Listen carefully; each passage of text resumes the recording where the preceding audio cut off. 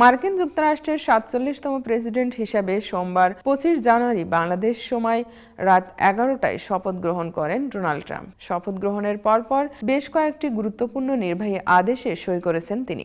এক কথায় বলা চলে, নির্বাহী আদেশের ঝড় বয়ে দিয়েছেন ট্রাম্প। তার এসব নির্বাহী আদেশে খোদ আমেরিকা সহ বিশ্বজুড়ে মিশ্র প্রতিক্রিয়ার সৃষ্টি হয়েছে।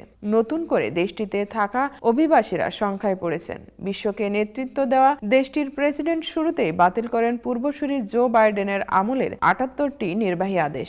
এছাড়া ফিলিস্তিনের পশ্চিম তীরে ইসরায়েলি বসতি স্থাপনাকারীদের উপর থেকে নিষেধাজ্ঞা উঠিয়ে নেওয়া, বিশ্ব স্বাস্থ্য সংস্থা থেকে যুক্তরাষ্ট্রকে প্রত্যাহার সহ একাধিক আদেশে সই করেন ট্রাম্প। ওয়াশিংটনের কংগ্রেস ভবনে ক্যাপিটল রোটুন্ডায় শপথ নেওয়ার পর তিনি ওভাল অফিসে গিয়ে একের পর এক সিদ্ধান্ত গ্রহণ করেন। তার এই সিদ্ধান্তগুলো নতুন প্রশাসনের নীতি ও দৃষ্টিভঙ্গির প্রতিফলন। এদিকে তার শপথে বিদায়ী প্রেসিডেন্ট জো বাইডেন, সাবেক প্রেসিডেন্টরা সহ তার প্রতিদ্বন্দ্বী কমলা হ্যারিসও ছিলেন। অভিষেকের ভাষণে তিনি নতুন আমেরিকা গড়ার সংকল্পের কথা জানান। এ সময় তিনি বাইডেনের শাসন আমলের সমালোচনা করেন। অন্যদিকে আমেরিকার শাসককে বিশ্ব নেতারা অভিনন্দন জানিয়েছেন। ট্রাম্পকে সহায়তার প্রত্যয়ও ব্যক্ত করেছেন তারা।